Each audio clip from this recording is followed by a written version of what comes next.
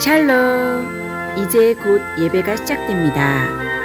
은혜를 사모하며 신령과 진정으로 예배하는 복된 시간 되시기 바랍니다. 그리고 핸드폰은 무음으로 바꾸어 주시기 바랍니다.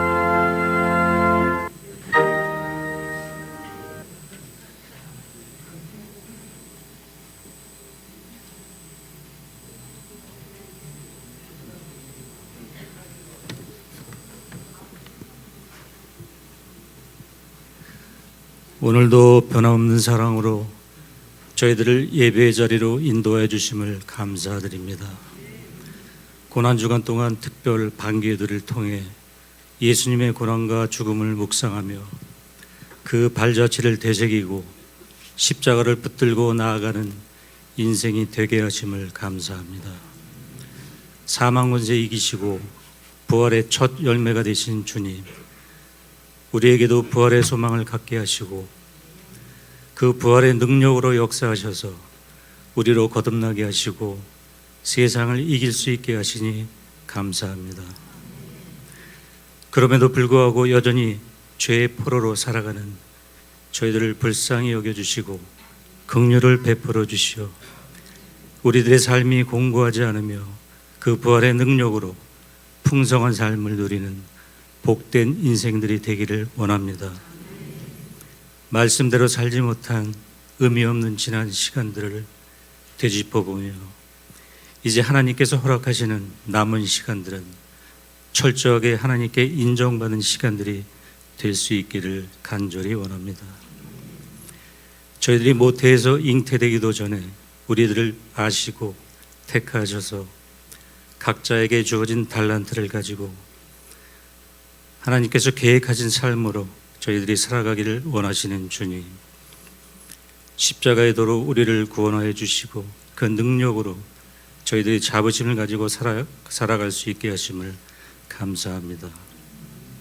항상 말씀에 의지하여 눈앞에 보이는 현실 바라보지 아니하고 오직 하나님만 바라보며 믿음으로 나아갈 때 이 땅에서도 영생의 삶을 누리며 살아가게 될 줄을 믿습니다. 교회를 이끌어 가시는 담임 목사님 위해 기도합니다. 항상 영육간에 강건케 하시고 권능으로 붙들어 주사 능력 있고 은혜로운 말씀으로 성도님들의 삶이 변화되는 역사가 있게 하옵소서. 이 시간 선포되는 말씀에도 하나님께서 함께해 주셔서 모든 성도님들이 말씀을 깨닫고 깨달은 말씀대로 행동하며 믿음으로 나아갈 때 하나님의 일하심을 경험하는 복된 삶이 될 수 있도록 역사하여 주시옵소서. 항상 우리 하늘빛 교회가 선교와 복음 전파에 힘쓰고 지역민들을 섬기며 세상에 영향력을 미치는 하나님께 귀하게 쓰임받는 교회가 될 수 있도록 도와주시옵소서. 특별히 모든 성도님들이 아하수강과 소그룹 모임의 목장과 선교회에 참여하여 사랑의 교제와 서로 삶을 나누는 그룹 활동으로 말미암아 교회 성장을 이룰 수 있도록 역사하여 주시옵소서. 교회를 섬기는 모든 교역자들과 교회학교 교사를 비롯한 찬양대 그리고 청소와 주방봉사 등 보이지 않는 곳에서 여러 가지 사역으로 매주 변함없이 수고하는 섬김의 손길들을 기억하시고 주님께서 합당한 복으로 갚아 주시옵소서. 우리들 인생의 주인공 되시고 길이고 진리이며 생명이신 예수님의 이름으로 감사하며 기도드립니다. 아멘.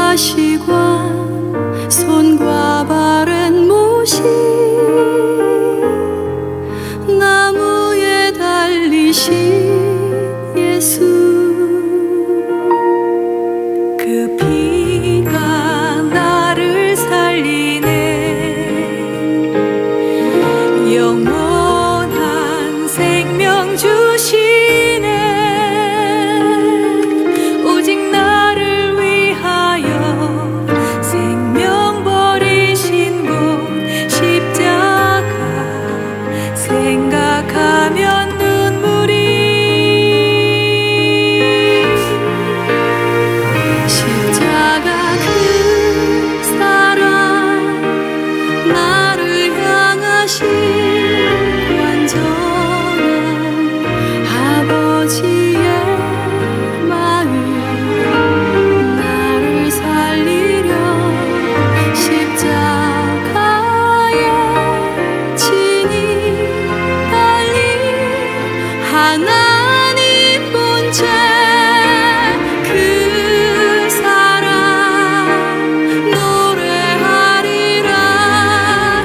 영원한 생명의 십자가, 태초부터 날 사랑하신 하늘의 사랑 십자가.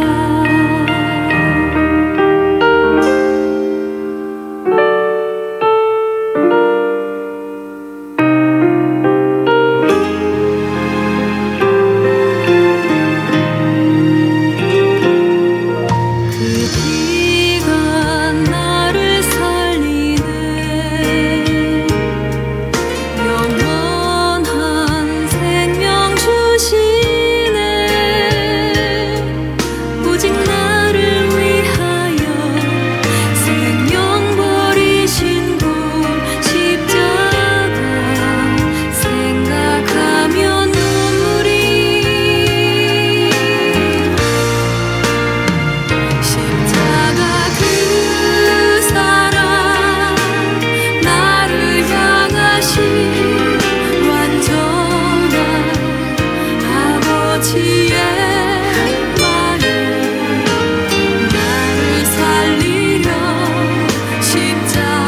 십자가에 친히 달린 하나님 본체, 그 사랑 노래하리라. 영원한 생명의 십자가, 태초부터 날 사랑하신 하늘의 사랑 십자가. 십자가 그 사랑 노래하리라. 영원한 생명의 십자가, 태초부터 날 사랑하신 하늘의 사랑 십자가. 하늘의 사랑 십자가.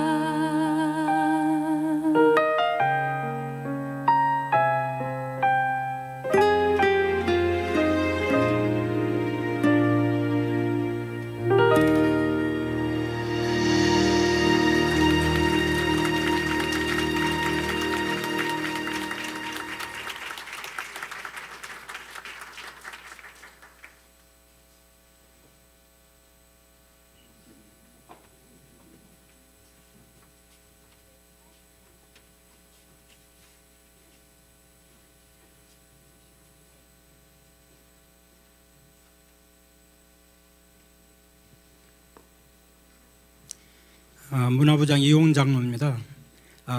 이 시간은 올해 사순절 성경필사를 우리가 사도행전을 선택했는데 성경필사 하신 분들을 오늘 시상식을 거행하겠습니다. 올해 성경필사에 참가하신 분은 개인으로 27분과 2개 목장이 참가하셨습니다. 필사자 중에서 최연소자인 우리 오채영 청년에게 대표로 시상식을 거행하겠습니다. 담임 목사님과 오채영 청년은 앞으로 나와주시기 바랍니다.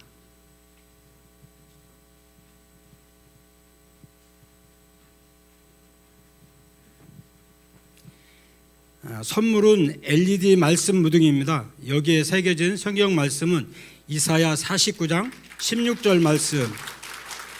내가 너를 내 손바닥에 새겼고 너희 성벽에 항상 내 앞에 있나니 잠자리에 들 때나 깰 때나 우리를 손바닥에 새기신 하나님과 늘 동행하시길 바랍니다. 성경 필사는 본당의 로비에 전시되어 있습니다. 그리고 선물은 2층 우리 교역자실에서 마련되어 있습니다. 예배 후에 성경 필사 하신 분들은 방문해 주시면 정성껏 드리겠습니다. 감사합니다.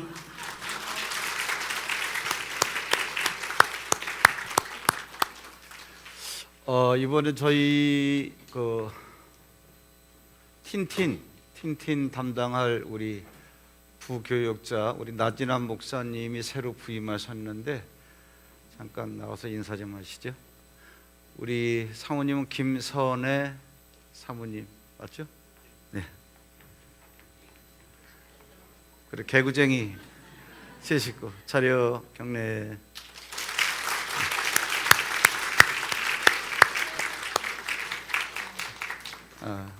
그리고 전 병원 전 의원님 오늘 같이 예배하러 오셨습니다. 잠깐 일어나서 인사 좀 하시죠. 저 뒤로. 네.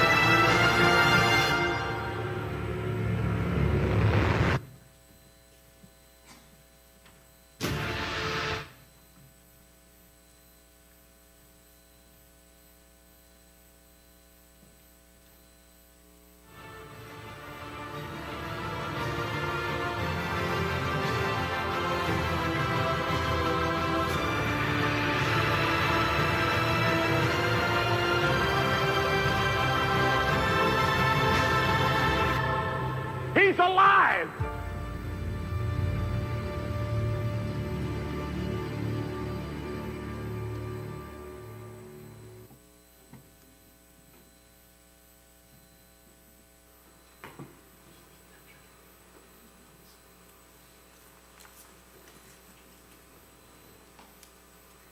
그는 실로 우리의 질고를 지고 우리의 슬픔을 당하였거늘 우리는 생각하기를 그는 징벌을 받아 하나님께 맞으며 고난을 당한다 하였노라. 그의 찔림은 우리의 허물 때문이요 그가 상함은 우리의 죄악 때문이라. 그가 징계를 받음으로 우리는 나음을 받았도다.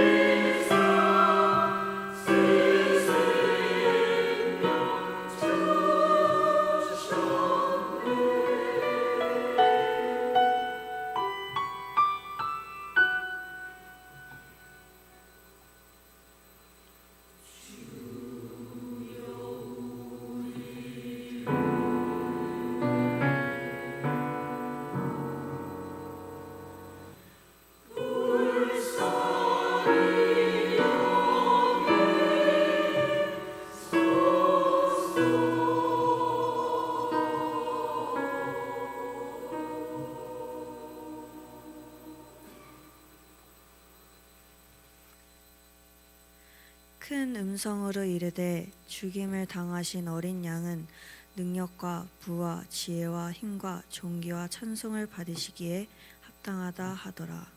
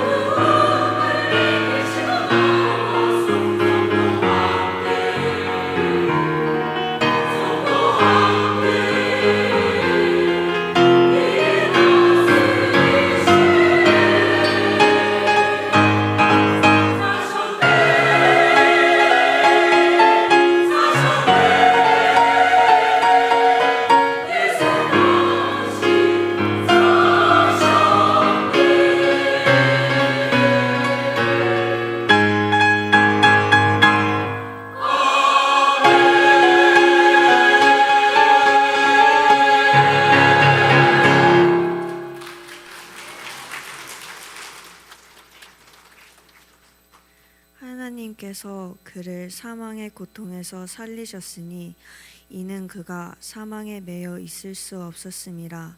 이제 그리스도께서 죽은 자 가운데서 다시 살아나사 잠자는 자들의 첫 열매가 되셨도다.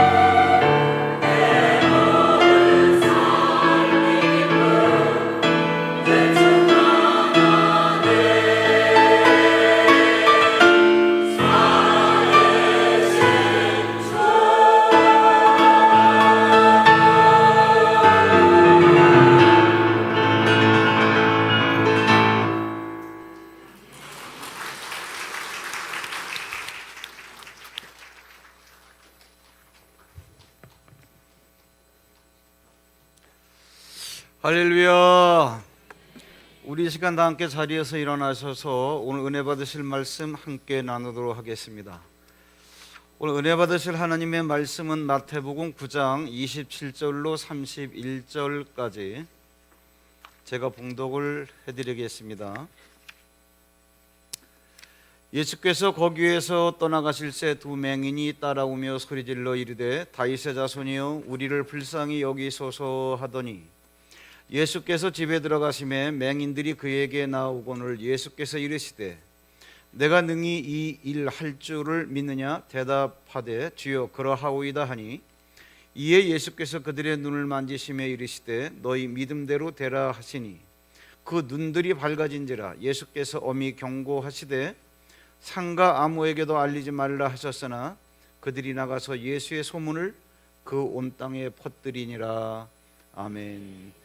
우리 시간 앞뒤 좌분과 인사하시면서 멀리까지 바라보시고 예수 부활하셨습니다 인사하시면서 자리에 앉겠습니다.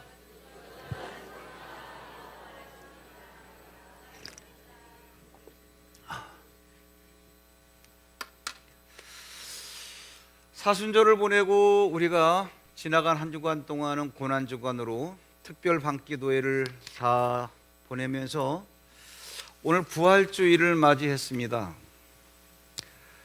예수님께서 부활하신 오늘 새벽에 이제 우리가 부활주일을 지키고 있는데 예수님께서 어느 날 길을 가시는데 두 맹인이 따라갔어요. 왜냐하면 맹인이기 때문에 자기의 눈을 뜨기 원하는 소망을 가지고 예수님을 따라간 거예요. 우리가 이런 기사를 보면은 이것을 읽을 때 뭐 자연스럽고 당연하지. 왜? 맹인이니까. 근데 가만히 생각해 보면 사실은 이거는 우리 입장에서 생각할 때는 이해가 안 가고 정상적인 행동이 아닐 수가 있어요. 왜 그러냐 하면은 맹인은 태어나면서부터 앞을 보지 못했기 때문에 늘상 어두운 세상만 보고 살아왔던 거예요. 그렇기 때문에 맹인의 입장에서 볼 때는 세상은 늘상 어두운 거예요. 그게 자연스럽고 당연한 거예요. 얼른 이해가 안 간다고요? 우리가 밤에 자다가 새벽 2시나 3시쯤에 목이 말라가지고 방에서 나와가지고 거실에서 불 켜기가 귀찮으니까 우린 더듬거리면서 익숙한 동선을 따라서 싱크대에 가서 수돗물을 틀거나 아니면 정수기에서 물을 따라 마십니다. 그리고 냉장고를 열 수도 있어요. 그리고 또 우리는 자연스럽게 안방에 와서 잠을 잡니다. 왜? 익숙했기 때문에. 어둡다라고 불평하는 사람 아무도 없을 거예요. 밤이니까 이거는 당연하다고 생각하는 게 대부분 사람들의 생각일 겁니다. 그렇지 않겠어요? 그런데 이 맹인은 날 때부터 앞을 보지 못하고 살아왔기 때문에 어두운 것들이 당연한 거고 자연스러운 거예요. 그렇기 때문에 이 맹인이 예수님을 따라간다는 것 자체가, 눈을 뜨겠다고 따라간다는 것 자체가 맹인들로서는 굉장히 생각의 혁명입니다. 그 자체만으로도 눈을 뜨지 못한다 할지라도 내가 눈을 뜨기 위해서 무엇을 시도한다? 이 자체로도 이 맹인은 사실은 엄청난 거예요. 왜 그러냐? 사실은 이제까지 주변 사람들이 밝은 세상이 있어, 네가 알지 못하고 네가 보지 못하는 또 다른 세상이 있어 라고 얘기했다 할지라도 내가 경험하고 내가 살아가고 있고 내가 몸으로 부딪히며 모든 것들을 깨달은 것들이 진리인데 내 생각과 다른 말을 한다라고 하는 그 다른 정보에 대해서 마음을 열고 귀를 연다라고 하는 것 자체가 사고의 혁명이에요. 우린 다른 사람들의 말을 잘 듣던가요? 더 파격적으로 얘기하면 우리는 예수님의 말씀을 잘 듣던가요? 예수님은 믿는다 그러면서. 그러니까 이 예수님을 따라가는 이 맹인, 이러한 사람들의 이런 행동은 굉장히 파격적이라는 얘기죠. 인생이란 원래 고집이 세요. 예수님께서 여기 지금 두 맹인의 물론 눈도 고쳤지만 또 다른 소경, 선천적 소경으로 살아가고 있는 소년의 눈을 뜨게 한 사건이 있어요. 요한복음 9장에 보면은 예수님께서 그 소년을 오라 그래가지고 진흙에다가 침을 뱉어가지고 눈에 발라주면서 실로암에 가서 씻으라는 거예요. 실로암은 많은 계단을 내려가야 되는 그 맹인의 입장에서는 굉장히 번거로운 일입니다. 그 여기서 예수님께 어떨 때는 진흙이 아니고 그냥 맨손을 대가지고 안수하시면, 어떨 때는 그냥 말씀으로만 볼지어다 하면은 눈을 뜨게 하실 수 있는 분인데 번거롭게 침을 뱉어서 지저분하게 진흙을 묻혀가지고, 그것도 저기 씻는 거는 실로암에 가서 네가 가서 씻어라. 그 보지 못하는 맹인의 입장에서 많은 계단을 내려간다라고 하는 게 위험할 수도 있잖아요. 근데 이러한 예수님의 처방에 대해서 소경은 받아들였다는 거예요. 어떻게? 실로암에 갔으니까. 가라 그러니까 가는 거예요. 근데 예수님께서 이렇게 고치겠다라고 행동하시는 거에 대해서 거부 반응을 일으키지 아니하고, 예수님께서 내 눈을 고칠 수 있다라고 하는 걸 받아들이는 거예요. 가서 실로암에 눈을 씻었더니 눈이 밝아졌습니다. 그 다음에 이러한 예수에 대해서 뭐라고 고백을 하는 거 하니, 야, 누가 네 눈을 뜨게 했어? 그랬더니 선지자입니다 라고 고백하는. 왜? 예수님께서 나 예수야 이런 말씀을 안 하셨거든요. 이제까지 역사 속에서 하나님의 말씀을 가르치고 하나님의 말씀을 가지고 왔다라고 하는 많은 능력자들을 봐왔기 때문에 그런 선지자 가운데 한 명이다 라고 생각을 했던 거예요. 그런데 하필이면 그 선천적 맹인으로 살아가는 소년의 눈을 뜨게 한 날이 안식일이에요. 그 안식일은 말 그대로 일을 하지 말라 그 얘기예요. 그러니까 문자로 풀어가지고 일을 하지 마라 그러니까 정말 일하지 말아야지. 그래서 일하지 말라고 하신 하나님의 말씀에서 내가 탈락되지 말아야지. 인간적 노력으로 몸부림을 치는 그 부류를 우리가 바리새인이라고 다들 알고 계시잖아요. 그러니까 바리새인이 보고 있다가 예수님께서 그 맹인을 고친 날이 안식일이기 때문에 그 맹인을 고친 것도 일이라 그래가지고, 맹인을 고친 건 고친 거지만 맹인을 갖다 고친 그 행위가 일이기 때문에 당신은 안식일을 어겼다 그 얘기예요. 그러니까 예수님을 공격하는 거예요. 그 예수님께서 자기를 공격하는 바리새인 그룹이 있고, 그 진흙을 발라가지고 눈을 뜬 선천적 맹인이었다가 눈을 뜨게 된 자가 있어요. 두 그룹을 놓고 이렇게 말씀하십니다. 뭐냐 하면은 너희들이 차라리 그 바리새인들에게 너희들이 차라리 보지 못하는 맹인이었다라고 한다면 죄가 없으려니와. 무슨 얘기냐? 눈을 뜨기 위해서 내게 오면 내가 제사하기 위해서 이 땅에 온 거니까 나를 만나면 너희들이 제사함을 받을 거 아니냐. 차라리 너희들이 얘처럼 맹인이었다라고 한다면 너희들이 죄가 없어졌을 것이나 너희들이 너희들 눈으로 본다 하니 너희들 죄가 그대로 있느니라. 그러니까는 이 말을 못 알아듣는 거죠. 우리가 언제 뭐 소경이 되었던 적이 있었나? 말을 못 알아듣는 거예요, 이게. 이처럼 예수님께서 말씀을 해주셔도 얘처럼 맹인이 되었더라면 죄가 해결되어서 볼 수 있게 되는 그러한 상황이 벌어지는데, 너희들은 본다라고 하니 여전히 죄가 너희들에게 그대로 있다. 그러니까 진리를 얘기해줘도 자기들이 인생을 살아오면서 몸으로 경험하고 세상에서 터득한 그러한 모든 정보를 갖고 이 지식이 진리라고 믿는 그 고집이 엄청나게 센 거예요. 말씀을 해주셔도 못 알아듣는 거죠. 안 알아듣는 거죠. 예수님께서 이 안 못 보는 이러한 맹인을 고쳤다. 이것이 도대체 우리에게 맹인의 입장에서는 그 소경이라고 하는 장애를 해결한 사건이지만 이것이 우리들에게는 어떤 메시지일까? 자, 이제까지 이 맹인은 선천적으로 앞을 보지 못하고 살아왔기 때문에 그는 세상이 어두운 줄 알았어요. 이 밝은 세상이 있다는 걸 모르고 살아온 거예요. 그의 눈을 뜨게 해주니까 그는 그때부터 비로소 또 다른 세상이 있구나라는 걸 경험하게 되는 거예요. 이거는 그 사람에게 해당되는 사건인데 그 사람에게 해당되는 사건을 이 사람에게 적용하면 어떻게 되느냐? 너희들은 처음부터 눈 뜨고 이 세상이 이렇다라는 걸 보고서 아, 이렇구나라고 경험하고 살아왔지. 근데 이게 다가 아니라 너희들이 보지 못하는 또 다른 세상이 있다라고 하는 거예요. 그거를 얘기해 주려고 하는 거예요. 그걸 얘기해 주려고 그러는 거예요. 근데 눈을 뜨고 살아왔던 사람은 우리가 언제 소경되었던 적이 있었나? 그렇게 반응을 보이니까 예수님께서 너희들이 본다라고 하니까 진짜 봐야 될 걸 못 본다 그런 얘기예요. 이거예요. 여기 나뭇잎이 있어요. 나뭇잎이 있는데 예수님께서 이걸 이렇게 놓고 여기 나뭇잎이 있어. 근데 사람들이 나뭇잎이 어디 있어? 그러는 거예요. 예수님은 이걸 보여주길 원하시는데 아무리 봐도 나뭇잎이 없는데 우리가 언제 뭐 소경되었던 적도 없고 지금 다 보는데 나뭇잎 없어. 그러니까 너희들이 본다라고 하니까 진짜 봐야 될 걸 못 본다는 이야기예요. 예수께로 오면은 너희들이 보지 못하는 이런 것들이 있다라고 하는 것도 보여줄 수 있을 텐데 이 정도로 고집이 셉니다. 인생이라고 하는 사람들이.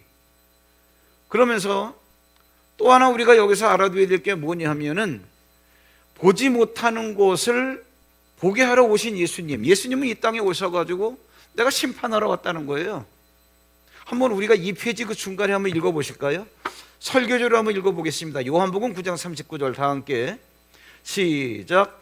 예수께서 이르시되 내가 심판하러 이 세상에 왔으니 보지 못하는 자들은 보게 하고 보는 자들은 맹인이 되게 하려 함이라. 무슨 얘기냐 하면은 내가 이 땅에 심판하러 왔다. 보지 못하는 자는 보게 하고, 다시 말하자면 보지 못하는 자는 치유받아야 되니까 나에게 오면은 봐야 될 것을 볼 수 있게 된다 그 얘기예요. 근데 본다라고 하는 자는 나 보니까 예수께 갈 필요 없어. 그렇게 말하는 자는 오히려 진짜 봐야 될 것을 궁극적으로 끝까지 보지 못하게끔 보지 못하는 상태로 내버려 두려요. 이게 심판의 결과라는 거예요. 그러니까 예수께로 오면은 이제까지 보지 못했던 세상을 볼 수 있는데 내가 다 볼 수 있다라고 생각하니까 나는 봐야 될 필요성을 못 느껴. 내가 다 알아. 그러니까 예수께로 갈 필요가 없어. 그러니까 여전히 봐야 될 것들을 궁극적으로 보지 못하는 상태로 머물러 있다. 이게 심판의 결과다 그런 이야기예요. 그런데 이러한 일에 대해서 예수님께서 참 재밌는 말씀하셨어요. 누가복음 19장에 보면은 불의한 시대에 대해서 이 세대의 사람들이 자기 시대에 있어서는 빛의 아들들보다 더 지혜롭다는 거예요.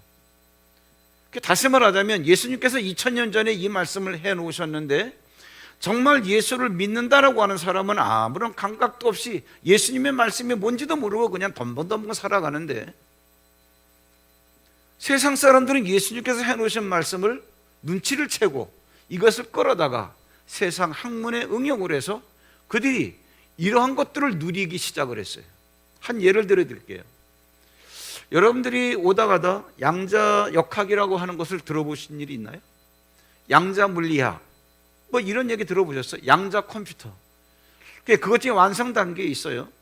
양자 컴퓨터가 만들어지면 지금까지 무슨 뭐 슈퍼컴퓨터 이런 걸 얘기를 많이 했는데 양자 컴퓨터는 이제 거의 완성 단계에 가까이 왔는데 그 완성되면 세상은 끝입니다. 한 방이면 끝나요. 그러니까 지금 양자 물리학, 양자 역학 뭐 이런 얘기들 많이. 이 양자 역학이 뭐냐? 먼저 어려운 말로 제가 풀어드릴게요. 여기에 물이 있어요. 이 물을 갖다가 반 나누면 어떻게 될까요? 반컵. 또 나누면 4분의 1컵. 또 나누면 8분의 1컵. 계속 나누면은 물이 요만큼 돼요. 이 물 한 방울을 또 반 쪼개면 반 방울, 또 쪼개면 반의 반 방울. 계속 쪼개 나갑니다. 그래서 아주 눈꽃만하게 물방울이 있어. 그걸 쪼개는 순간에 물이 온데간데가 없어지는 때가 있어요. 그렇죠? 방바닥에 있는 물 이게 닦으면은 물이 고여 있다가도 한참 닦으면은 언젠간 없어지잖아요. 예. 그러면 이게 작지만 물방울이야라고 하는 형태로 존재하고 있을 때, 볼 때는 물방울이지만 화학 기호로는 H2O라 그래요. 유식한 말로 수소 2개와 산소 하나가 결합되어 있는 상태란 얘기예요. 그럴 때는 물방울 형태로 있는데 물방울 형태로 존재하는 형태에서 가장 작은 단위로 존재할 때 그거를 분자라 그래요. 물 분자. 그거를 또 반 딱 쪼개는 순간에 물은 없어져요. 우리는 없어졌으니까는 없다라고 생각을 해요. 그런데 H2O가 오늘같이만 집중해서 들으시면 서울대학교도 간다니까. H2O가 딱 나뉘면 수소 H라고 하는 두 개와 산소라고 하는 거 하나가 따로 떨어져서 따로따로 존재해. 그래서 이거는 수소, 이거는 산소. 예. 우리 오경탁 집사님 잘 안 들으셔도 되는데 우리 전문 선생님, 그렇게 수소는 수소대로 산소는 산소대로 존재할 때 그 수소, 요 산소를 원자라 그래요. 따로따로 산소 원자, 수소 원자. 근데 대기 중에 떠 있어요. 안 보이죠? 근데 있어요. 다시 기온을 낮추면 다시 물방울이 돼요. 이해되시죠? 안 보인다고 없는 게 아니란 얘기죠. 근데 그것이 원자인데 그거보다 더 작은 단위가 기본 입자라는 거예요. 이걸 이제 쉬운 말로 이제 이해시켜 드릴까요? 쉬운 말로. 비행기를 타고 1km, 5km, 10km 저 창공에서 내려다보면 바다가 있고 그 옆에 모래 백사장이 있어요. 얼마나 아름다운지 몰라요. 그 비행기에서 이렇게 내려다보면은 백사장에 뭐가 있겠냐? 당연히 모래가 있지. 근데 눈에 보이는 그 백사장은 정말 아주 미세하고 고운 그 모래들이 다 쌓여가지고 옹기종기 다 엉켜 있는 거예요. 근데 가까이 내려와서 그 백사장에 이렇게 가보면 고운 모래라기보다도 작은 알갱이의 돌들, 요만한 거, 참깨만한 거, 조금 더 큰 건 소금덩어리만한 게 다 하나하나씩 다 떨어져 있는 거예요. 그러니까 제각각 떨어져 있다는 걸 어떻게 알 수 있냐? 거기다가 물을 부어보면 금방 알아요. 금방 스며들잖아요. 물이 모래 알갱이 속으로 흡수가 되는 게 아니에요. 모래와 모래 사이에 갈라진 틈으로 스며드는 거지. 더 쉽게 얘기하면 모래라 그러지 마시고 콩알을 갖다가 싸놨는데 거기다 물을 부어보세요. 물이 콩 속으로 들어가는 게 아니라 콩과 콩 사이로 들어가는 거예요. 그 얘기는 뭐예요? 콩이 다 하나하나 떨어져 있다는 거예요. 그런데 그것을 똑같이 백사장에다 쫙 깔아놓고 10km 상공에서 바라보면은 콩이 보이는 게 아니라 샛노란 무슨 그러한 곡식이 다 옹기종기 엉켜 있는 거예요. 내려와서 보니까 하나하나 다 떨어져 있더라, 그 얘기죠. 그럼 이게 무슨 얘기냐? 이게 무슨 얘기냐? 우리는 이렇게 가까이서 보면 너하고 나는 거리감이 있어. 10m야. 떨어져 있어. 저 건번하고 강대상 지금 떨어져 있어. 5m의 거리가 있어. 가까이서 보니까 다 따로따로야. 그런데 하나님께서 보실 때는 다 뭐예요? 옹기종기 엉켜 있는 거예요. 그러면 우리가 생각할 때는 저거하고 여기하고 거리감이 있어서 떨어졌다 그럴지 모르겠지만 떨어진 게 아니라 멀리서 보면은 저거하고 이거는 붙어 있는 거예요. 붙어 있기 때문에 저거와 이거 사이는 너들이 떨어져 있다 그러지만은 붙어 있기 때문에 어떻게 저거와 이거 사이에 어떠한 기본 입자가 있다는 거예요. 이걸 그들의 용어로 매질이라 그래요. 그러면 저거와 이거의 그 개체 사이에 메꾸어져 있는 꽉 차 있는 그런 매질, 어떤 기본 입자, 여기다가 어떤 운동을 할 수 있게끔 충격을 주면 이것이 양 개체 사이에 영향을 준다는 얘기죠. 그러면 뭐예요? 변화가 일어난다는 거예요. 강대상에도 저 건반에도 너와 나 사이에도 저 사람에게도 나에게도 변화가 일어난다는 거. 세상 사람들은 이것을 양자역학이라고 그래가지고 그 양자론에 대해서 학문 분야를 개설을 해서 그들은 연구를 해서 생활에 활용을 하고, 이게 반도체가 여기에 속하는 거예요. 아무것도 아닌 요만거 하나에 지금 나라에 국군을 걸고 있어요. 앞으로 100년 먹거리를 우리가 차지하느냐 못하느냐가 이 반도체 전쟁이에요. 지금 뭐 아주 광분하고 있잖아요. 예수님께서 얼마나 재미있는 말씀을 하셨냐면은, 이 시대에 있어서는 세상 사람들이 지혜의 빛의 아들들보다도 지혜롭다는 거예요. 그러니까 예수님께서 2000년 전에 해놓으신 말씀인데, 네가 본다라고 하나 진짜 봐야 될 걸 못 본다는 거예요. 너희들이 나에게로 오면 너희들이 보지 못했던 것을 볼 수 있다, 그러한 이야기예요. 그러면 이제 우리가 오늘 예수님을 따라갔던 그 두 맹인에게서 우리가 어떤 교훈을 얻어야 되느냐, 3페이지 그 아랫부분에 보시면 예수님을 따라가라, 한번 같이 읽어볼까요? 설교지로 마태복음 9장 27절 다 함께 시작.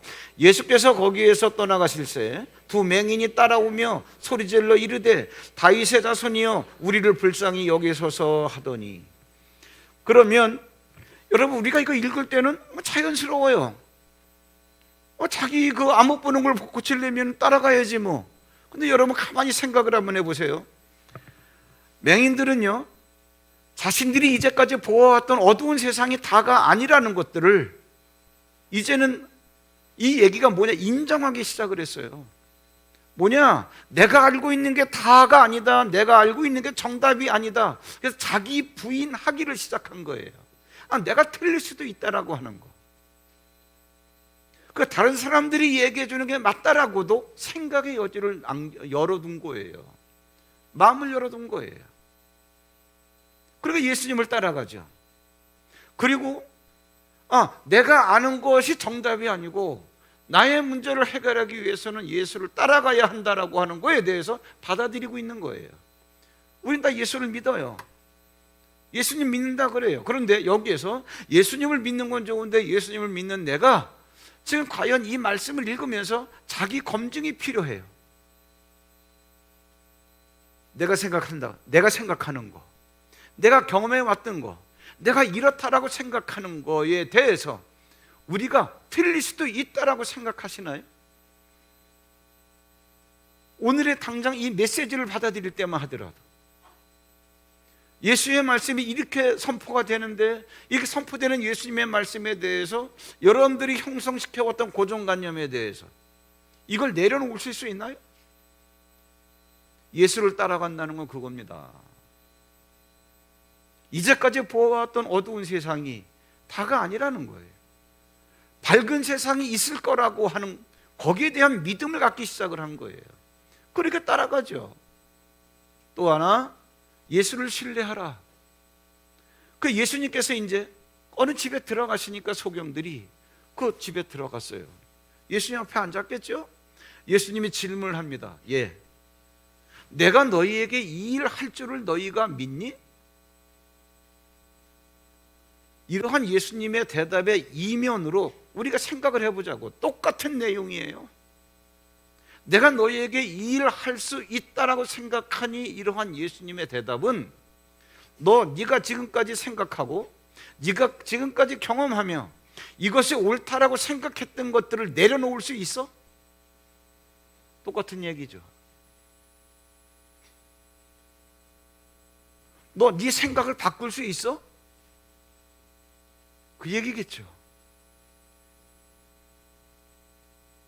인생을 살아가면서 네가 주도권을 갖지 아니하고 자기 부인을 할 수 있어? 이 얘기겠죠. 내가 이 일 할 줄을 네가 믿니? 라고 하시는 말씀이 그 말씀이라고. 그런데 맹인들은 대답합니다. 그렇습니다. 아주 심플해요. 그렇습니다. 이 얘기가 뭘까요? 다른 말로 말하면 내 생각을 기꺼이 나는 내려놓을 수 있습니다. 우리는 지금 내 생각을 내려놓을 수 있나요? 더군다나 우리 속에서 하루에도 12번씩 또 더 바뀌는 이러한 감정, 뭐 어떤 사람들은 조울증, 좋았다가 뭐 우울증에 걸렸다가, 어떤 사람은 분노했다가, 어떤 사람은 기뻐했다가, 순간순간 상황 속에서 왜 그러한 감정들이 소용돌이 칠까요? 어떠한 현상에 대해서 판단하는 나의 기준이 있어요. 그걸 따라가기 때문에. 그게 사실이 아님에도 불구하고 내가 판단하는 나의 기준이 있어요. 지금 여러분 실내에 여기 온도가 적정합니까? 아니면 춥습니까? 아니면 약간 덥습니까? 제각각이에요.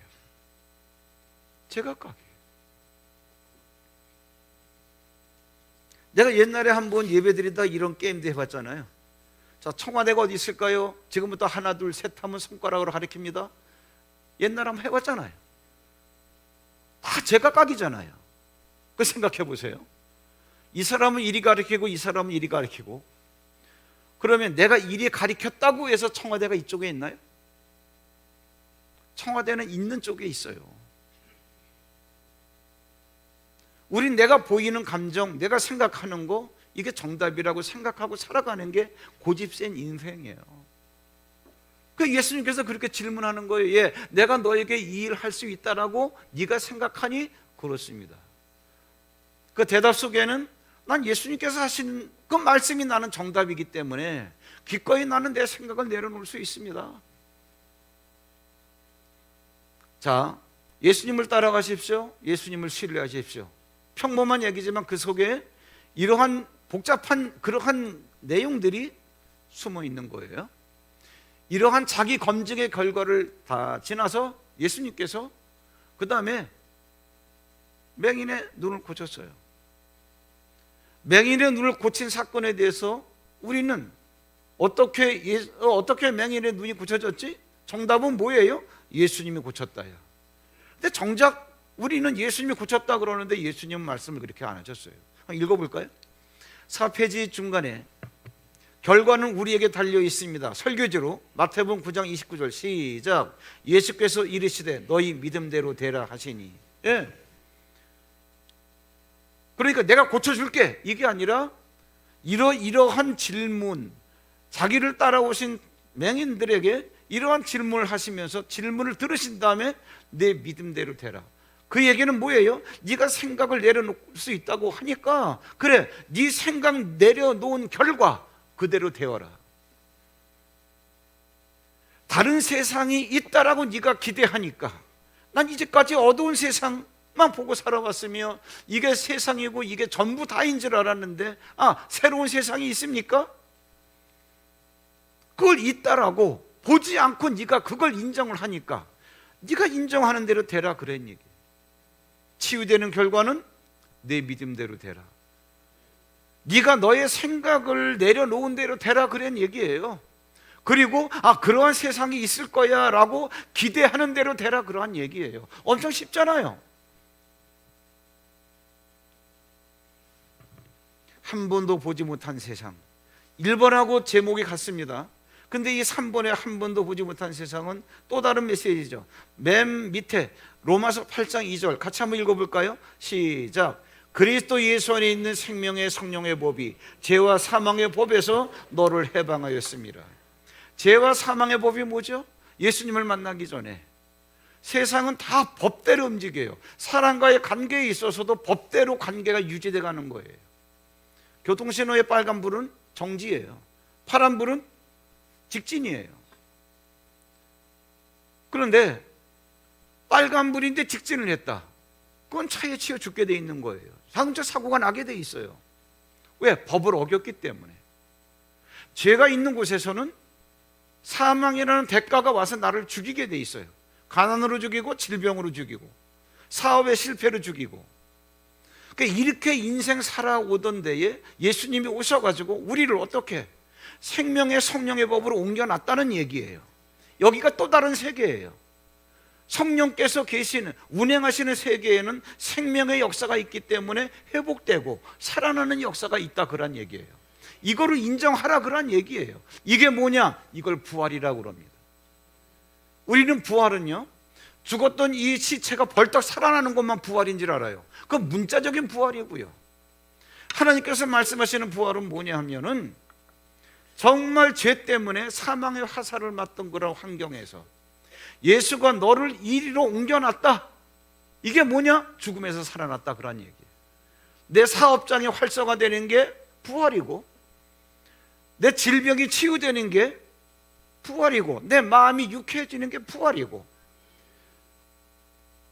그러니까 오늘 여러분 부활에 대한 개념을 바꾸면서 아하, 내가 성령 예수 그렇게 말만 그러지 말고 네 안에는 성령께서, 예수께서 너를 여기에서 이리로 옮겨놨다. 이제는 살게 해놓으셨다 그런 얘기죠. 네가 이제까지 경험하지 못했던 새로운 환경이 있다는 걸 너희들이 인정해라. 예수를 따라갈 때는 이게 전제가 돼야 돼요. 내가 경험했던 게 다야, 내가 아는 게 다야, 고집 피우지 말고. 그러니까 예수께서 내가 그 일을 할 수 있다라고 생각하니, 이 얘기는 뭐냐 하면은 너 네 생각 내려놓을 수 있어? 너 다른 세상이 있다는 걸 인정할 수 있어? 그렇습니다. 해주고 싶은 거예요. 왜? 그게 부활이에요. 그게 부활이에요. 예수님께서 오늘 우리에게 이 메시지를 주시는 거예요. 너희들은 이제까지 고통의 삶의 환경에 매여 있었는데 내가 너희를 생명이 역사하는 그 환경으로 옮겨놨다. 너희들이 경험했던 게 다가 아니다. 너희들이 봐왔던 게 다가 아니다. 특히 영적인 세계에서는 하나님께서 예비해 놓으신 게 있다. 아니 어떻게 응답이 된다는 거예요? 하나님은 저기 있고 나는 여기 있는데 떨어져 있는 게 아니야. 세상 애들도 알아. 여기에는 매질로 가득 차 있어. 여기에 운동을 시켜주면 이것이 흔들어가지고 저기도 움직이고 여기도 움직여. 변화가 오게 돼 있어. 아, 응답은 그런 거구나. 아니 내가 2000년 전에 얘기했잖아. 차라리 너희들이 보지 못한다라고 한다면 나에게 와서 내가 너희들로 하여금 내가 보게 해줄 수 있었는데 너희들이 자꾸 본다라고 하니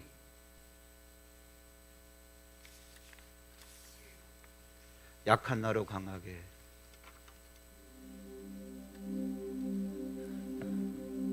약한 나로 강하게, 가난한 날 구하게, 눈먼 날 볼 수 있게 주 내게 행하셨네.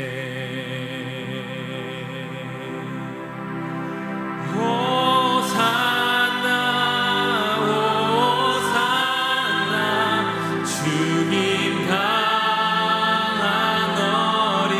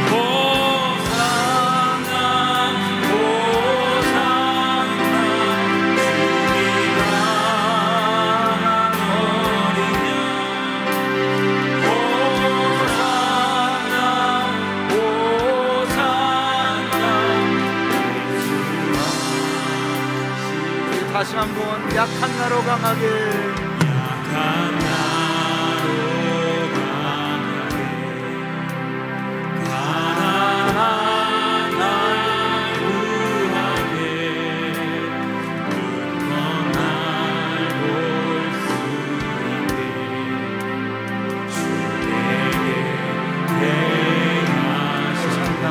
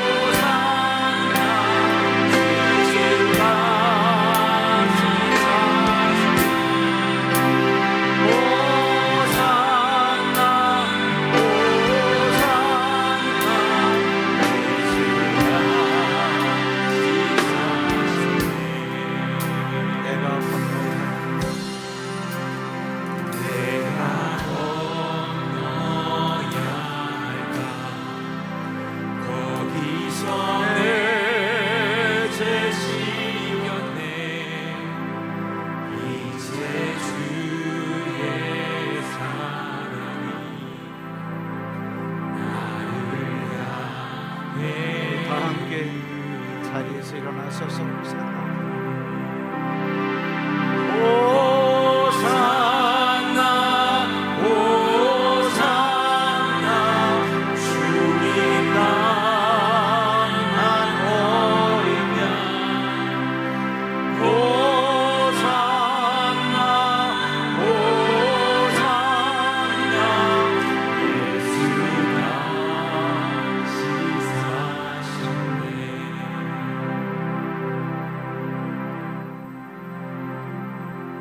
하나님 아버지, 예수께로 온 자가 보지 못했던 그 환경과 세계를 보기를 원합니다. 너희가 본다라고 하니 여전히 나와는 관계가 없는 자가 되어 너희 죄가 그대로 있느니라. 부활, 이제까지 내가 경험해 왔던 것과는 또 다른 세계가 있다라는 것을, 이제까지 내가 알던 것과는 또 다른 환경이 있다라는 것을 우리에게 알려주시고 경험해 주시기 위해서 나에게 오신 주님, 그 예수로 말미암아 이 시대 기독교인들이 살아가야 하고 서 있어야 될 부활의 생명의 환경이 어디인지 깨닫게 해주신 주님, 오늘 부활주의를 맞이하면서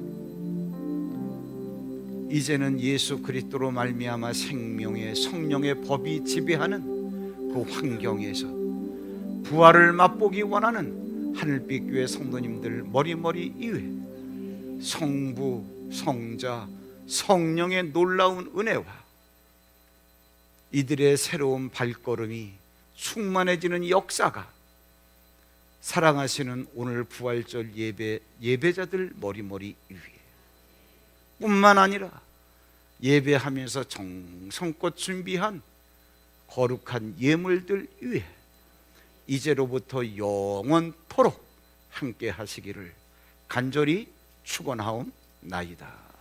아멘.